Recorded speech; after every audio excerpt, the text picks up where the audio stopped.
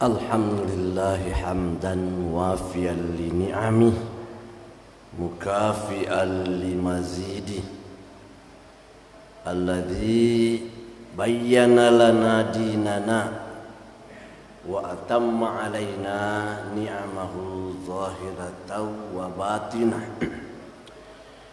Asyhadu an la ilaha illallah wahdahu la syarikalah wa asyhadu anna Muhammadan abduhu wa rasuluh. Salawatullahi wa salamuhu alaihi wa ala alihi wa ashabihi wa man tabi'ahum bi ihsanin ila yaumiddin. Ayuhan nas ittaqullaha fis sirri wal alaniyah wa'lamu anna Allaha ma'al ladzina taqaw walladzina hum muhsinun. Qala Allah Ta'ala fil Qur'anil Karim, a'udzu billahi minasy syaithanir rajim. Wa anzirin nasa yawma ya'tihimul 'adzab fayaqulul ladzina zalamu Rabbana akhirna ila ajalin qarib nujib da'wataka wa nattabi'ur rusul awalam takunu aqsamtum min qabl ma lakum min zawal. Para jamaah, para kaum muslimin yang mulia, alhamdulillah untuk kesekian kalinya kita sempatkan diri datang membuktikan tugas dan tanggung jawab kita, kewajiban kita untuk memperhambakan diri kepada Allah Subhanahu wa Ta'ala. Marilah pada kesempatan yang mulia ini, dalam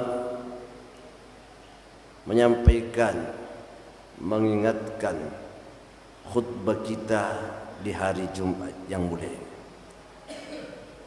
kita kembali memperhatikan himbauan, nasihat atau peringatan agama yang disampaikan oleh Allah Subhanahu wa Ta'ala dalam kitab suci Al-Quran. Setiap kita membaca mushaf Al-Quran, niscaya setiap itu pula kita menemukan ayat-ayat Allah Subhanahu wa Ta'ala yang membuka dan menasihati kita semua. Kadang-kadang nasihat dalam bentuk sejarah yang mengingatkan kepada kita kehancuran umat-umat di masa lalu, kemenangan pejuang-pejuang agama di masa lalu, sehingga dengan itu kita jadikan sebagai ukuran dan pelajaran dalam menjalani hidup kita di masa kita hidup. Kadang-kadang pula kita menemukan ayat-ayat Allah yang menjelaskan, yang merinci satu persatu di antara nikmat-nikmat Allah yang tiada terhitung, untuk kita sadari betapa wajibnya kita bersyukur kepada Allah Subhanahu wa Ta'ala, betapa besarnya dosa, beban yang akan kita pertanggungjawabkan di hadapan Allah Subhanahu wa Ta'ala ketika nikmat itu kita tidak syukuri, kita tidak salurkan sebagaimana mestinya kepada yang Allah ridhai. Dan tidak kurang pula saat kita membaca Al-Quran, kita bertemu dengan ayat-ayat Allah yang mengancam masa depan, mengingatkan tentang api neraka yang merupakan azab Allah, siksaan Allah yang tidak ada siksaan di atasnya lagi. Sebagaimana pula ketika kita membaca Al-Quran itu, kita bertemu pula ayat-ayat surga yang menggiurkan kita, yang menjadikan orang-orang yang beriman itu tidak betah untuk berlama-lama hidup di dunia, sehingga keinginan untuk mendapatkan surga itu dapat dibuktikan dalam berbagai ukuran dan kegiatan hidupnya, dalam pengorbanannya, dalam ibadahnya, dalam amal salehnya, dalam jihadnya, dan seterusnya. Hidup dan mati itu dipersembahkan untuk Allah demi kemuliaan mendapatkan janji Allah yang mulia itu. Semua itu kita baca. Satu di antaranya lagi, seperti yang kita baca dalam muqaddimah khutbah ini. Allah katakan, wa anzirin nas, berikan itu peringatan kepada manusia. Anzir, inzar dalam ilmu dan kalimat bahasa Arab artinya peringatan yang menimbulkan rasa takut. Itu inzar. Sebagaimana tafsir, peringatan yang menggugah dan menimbulkan kegembiraan. Di ayat ini Allah kata anzir, berikan peringatan yang bersifat ancaman. Kenapa disebut peringatan yang bersifat ancaman?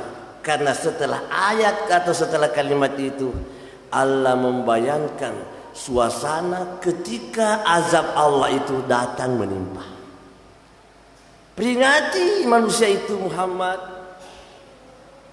agar dia tahu diri, paham diri kita ini diawasi oleh Allah Subhanahu wa taala. Yauma ya'tihimul azab, kasih tahu ada hari yang dimana di hari itu nanti datang siksaan Allah.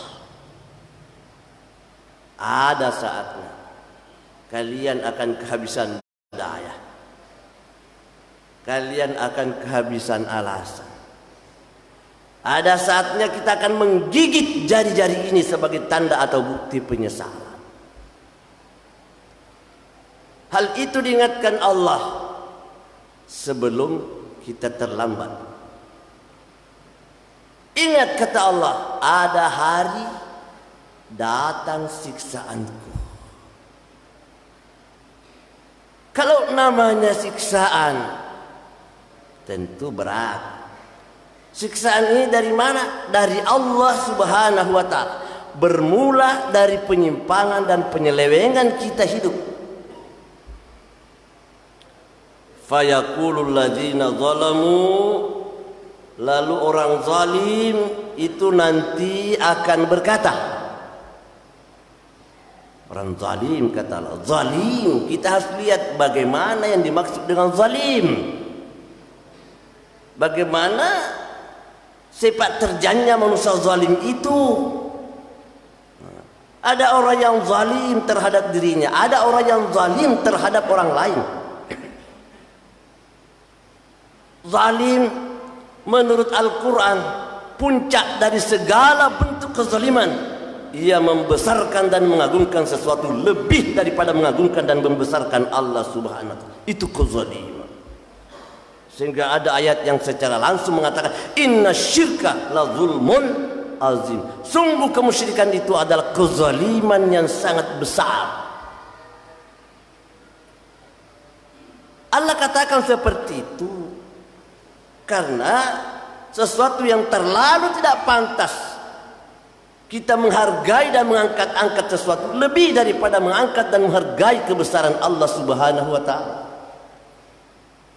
Sehingga dalam berbagai bentuk dan nasihatnya Allah Subhanahu wa taala menyebutkan hal itu supaya kita sadar.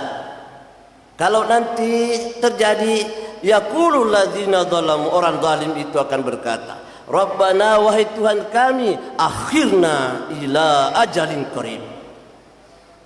Akhirna, undurkan kami.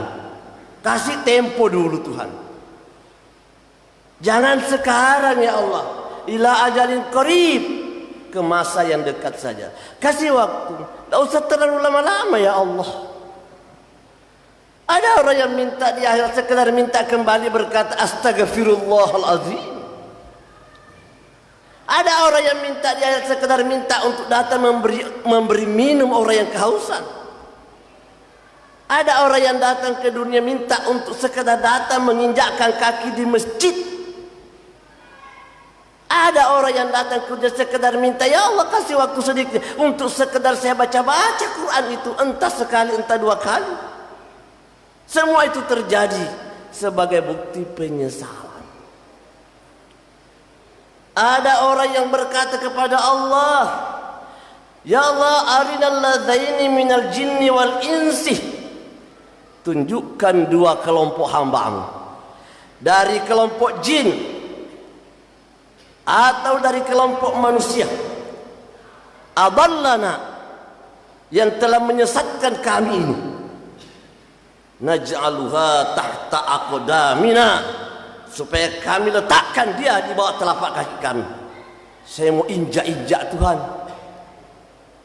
Tunjukkan ya Allah, mana hamba-Mu yang pernah menyelewengkan saya di dunia, mana manusia, mana syaitan yang telah menyesatkan kami dari jalan hidupku. Ya Allah, naj'aluha tahta aqdamina. Orang Bugis bilang naulejak-lejak saya diawana dua ipal aja liyakuna minal asfalin, supaya dialah yang lebih hina daripada saya. Begitu yang kita baca di dalam Al-Quran. Syaitan lalu ditampilkan oleh Allah untuk menyatakan sikap perlepasan dirinya. Wa qala syaitan lamma qudiyal amr. Syaitan pun berkata setelah putusan vonis dijatuhkan oleh Allah kepada siapa penghuni surga, kepada siapa penghuni neraka. Syaitan lalu ditampilkan oleh, silakan syaitan bicara di depan pengikutmu. Syaitan berkata, saudara-saudara, kelompok dan anggotaku semuanya, innallaha wa'adakum wa'dal haq. Sesungguhnya Allah memang telah menjanjikan kepadamu dengan janji yang benar. Itu Allah janjinya benar. Wa wa'adtukum, saya juga pernah berjanji kepadamu, fa akhlaftum maw'idi, tapi saya itu mengingkari janjiku. Tahu diri, tahu saya itu tidak pernah jujur. Syaitan bilang begitu. Panjang cerita itu. Singkat saja, syaitan berkata, ma'ana bimusrikum wa ma'antum bimusriya. Saya tidak bisa melepaskan kamu, kau juga tidak bisa melepaskan saya. Semua kita sama celaka. Saya tidak berbuat illa anda autukum li. Saya hanya mengajak kamu untuk menemani saya. Fastajabatum li. Buktinya kau ikuti saya. Fala talumuni walumu anfusakum. Jangan mencela saya, jangan menyesali saya. Sesali dirimu sendiri. Kau tahu saya adalah makhluk penggoda. Betul sekali apa yang Nabi katakan. Dalam hidup ini Nabi mengatakan, asyaitanu dzibul insan. Syaitan itu serigalanya manusia. Nabi katakan, syaitan itu serigala bagi manusia. Kita tahu itu serigala, pemakan pemangsa kambing. Kalau serigala itu memangsa kambing, maka syaitan itu memangsa kita. Syaitan itu memakan kambing, menangkap kambing, maka menurut Nabi serigala itu memakan kambing, maka syaitan itu memangsa, memakan manusia. Kita tidak tahu. Kita rangkul-rangkulan dengan pemangsa kita. Kita senang untuk ikut kemauan-kemauan syaitan. Sementara kita tahu syaitan itu adalah serigala bagi kita. Pasti dia makan kita. Itulah sebabnya dalam pergaulan ini Nabi sallallahu alaihi wasallam dalam kesibukannya menjalankan tugas kerasulan dengan dakwah, dengan nasihat dan petunjuk agama yang beliau jalankan. Dakwah beliau di siang hari dan di malam hari selalu menyebutkan, selalu menyampaikan kepada kita, anfizu anfusakum minan nar, selamatkan dirimu dari api neraka. Bentuk penyelamatan, cara menyelamatkan diri, semua telah dijelaskan oleh Nabi. Dalam pergaulan, entah itu kita dalam pergaulan bisnis, entah itu dalam pergaulan politik, entah itu dalam pergaulan lain jenis dan sebagainya, semua sudah cukup. Dalam pergaulan kita ketika bertemu dengan lain jenis, disebut-sebutlah contoh oleh Nabi. Nabi katakan, wahai umatku, an-nazratu, pandangan itu, melihat kepada lain jenis itu. Apa itu? Sahmun masmumun. Itu adalah anak panah yang beracun, min sihami iblis, dari anak panahnya iblis. Kita senang merasa diri sukses setelah kita melihat sepuas-puasnya kepada wanita yang bukan mahram kita, sampai melihat, memperhatikan lekuk-lekuk auratnya, sehingga Nabi mengatakan itu adalah sahmun masmumun, itu adalah anak panah yang beracun, min siham iblis, daripada anak panahnya iblis. Kita pun tidak tahu diri, merasa diri sukses, merasa diri bangga karena sempat melihat, memperhatikan, apalagi setelah kita diikuti oleh wanita yang bukan mahram kita, terasa bahwa kita ini orang sukses. Inilah yang Nabi katakan, yaqulul ladzina zalamu. Ada saatnya orang yang seperti ini berkata, Rabbana wa akhirna ila ajalin qarib. Undurkan saya, kasih waktu sedikit. Untuk apa minta diundur? Untuk apa kau minta waktu? Dia jawab dengan penuh nada penyesalan, nujib da'watakah, supaya kami dapat ke dunia kembali Tuhan untuk memenuhi dakwah agamamu. Betapa banyaknya orang yang menjerit di akhirat, minta kembali ke dunia untuk mendengar dakwah agama. Tak usahlah kita sebutkan satu persatu dalil itu, terlalu panjang waktu ini. Khutbah itu punya aturan, tak perlu terlalu panjang. Kalau perlu menurut hukum agama yang paling kuat, yang paling hebat, kalau perlu lebih panjang syarat kita daripada dakwah kita, daripada khutbah itu. Cuma Nabi mau supaya khutbah itu diperjelas dan dipertegas. Itulah intinya khutbah. Jelas, tegas. Jelas ayatnya, tegas kalimatnya, sehingga Nabi kadang berkhutbah dengan merah kedua biji matanya. Jadi Tuhan mengatakan, apa kau minta ke dunia? Nujib dakwataka, kami mau memenuhi dakwamu Tuhan, panggilan agamamu Tuhan, majelis taklimku Tuhan. Saya mau supaya kembali untuk menyibukkan diri, datang mendengar-dengar dakwah nasihat agama. Wa nattabi'ur rusul, kami mau kembali Tuhan supaya kami bisa mengikut jalan Rasulmu yang sekian lama kami menghindar. Kadang orang diajak ikut sunnah Nabi, bukan hadis Nabi yang ditanyakan. Yang ditanya, yang disorot ialah mana yang dilakukan oleh nenek moyangku, tradisi lama, pusaka usang yang diterima dari nenek moyang, itu yang ditonjolkan. Sehingga Tuhan mengatakan, wa idza qila lahum ittabi'u ma anzalallah. Ada orang yang kalau diajak untuk ikut kepada kitab suci Al-Quran, ikut kepada Nabi Muhammad, kalau dia berkata, hasbuna ma wajadna alaihi aba'ana, sudah cukuplah bagi kami kalau mengikuti apa yang kami terima dari nenek-nenek kami. Ya, Allah berkata di surah yang lain, Allah mengatakan lagi, jadi awalau kana aba'uhum la yaqiluna syai'a, jadi walaupun nenekmu tidak ada ilmunya, mau diikut. Ada yang lebih keras dari itu, Allah berkata, awalau kana syaitan yad'uhum ila azabis sa'ir, meskipun syaitan memanggil kau ke masuk neraka, mau juga, yang penting itu diterima dari nenek. Begitu Allah sebut di dalam Al-Quran, supaya kita tahu diri. Mari para jamaah, Tuhan mengatakan, kau mau tapi tidak ada jalan. Sekarang sorotan kembali, awalam takunu aqsamtum min qabl, bukankah dulu waktu di dunia kamu yang paling banyak bicara, bersumpah-sumpah. Di dunia ingat, waktu di dunia kau yang paling banyak alasanmu kalau diajak pergi majelis taklim. Kau yang paling banyak jawabanmu yang tidak beres kalau diajak untuk mendengar dakwah. Coba, aqsamtum min qabl, dulu kau selalu bersumpah, malakum min zawal, tidak ada itu perubahan, tidak ada apa-apa. Dulu di dunia kau diajak untuk mendengar dakwah, tapi kau selalu berkata tidak perlu itu. Kau berkata tidak ada masalah. Orang Bugis bilang, iga tuo iga mate. Egana nenek tak mati nade pakai tumpu kuburu dalam berapa kedai kerja setengah. Berapa banyak lapisan nenek meninggal, tidak ada yang pulang ke dunia mengingatkan kita tentang ada akhirat. dengan cara seperti itu, maka Allah berkata, wasakantum fi masakinil ladzina zalamu, kau tinggal membaur bersama orang yang zalim.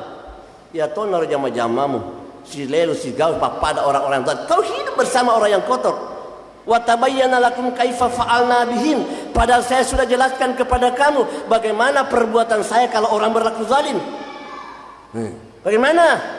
Wa darabna lakumul amsal, sudah saya adakan contoh. Banyak perumpamaan yang dibuat oleh Allah di dalam Al-Quran. Semua itu berlalu tanpa kesan. Akhirnya kita hidup hampa pula menghadap Allah, persis seperti yang Allah sampaikan dalam ayat ini. Mari para jamaah sekalian, ayat Allah yang singkat ini kita jadikan sebagai peringatan agama untuk kita semua. Semoga dengan ayat ini kita tangkap maknanya.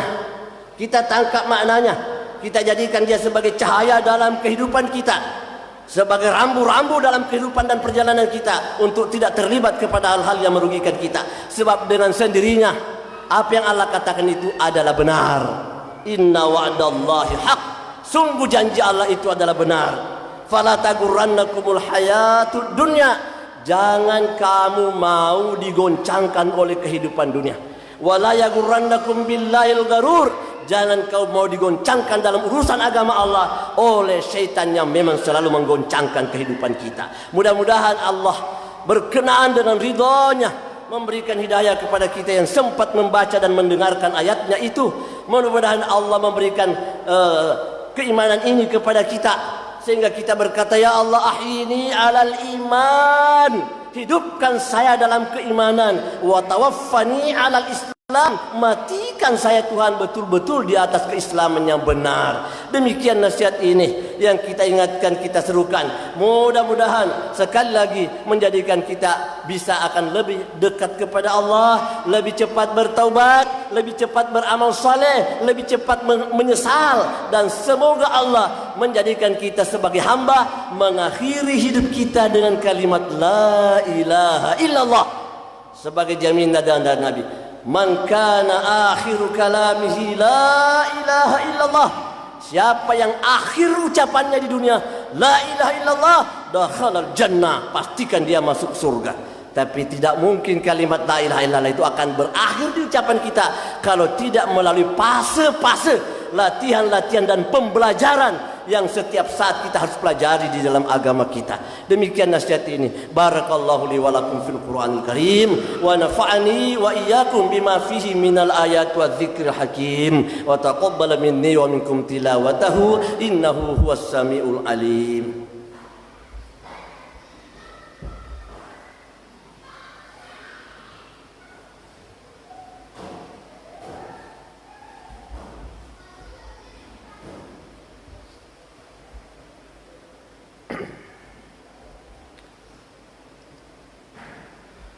Alhamdulillahi fatiris samawati wal ard, ja'ilul malaikati rusula li ajniha mathna wa thulatha wa ruba' yazidu fil khalqi ma yasha innallaha ala kulli syai'in qadir.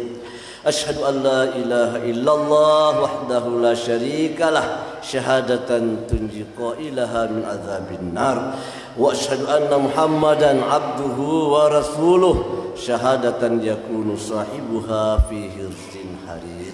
Allahumma salli ala Muhammad wa ala ali Muhammad kama sallaita ala Ibrahim wa ali Ibrahim innaka Hamidum Majid, wa barik ala Muhammad wa ala ali Muhammad kama barakta ala Ibrahim wa ali Ibrahim innaka Hamidum Majid.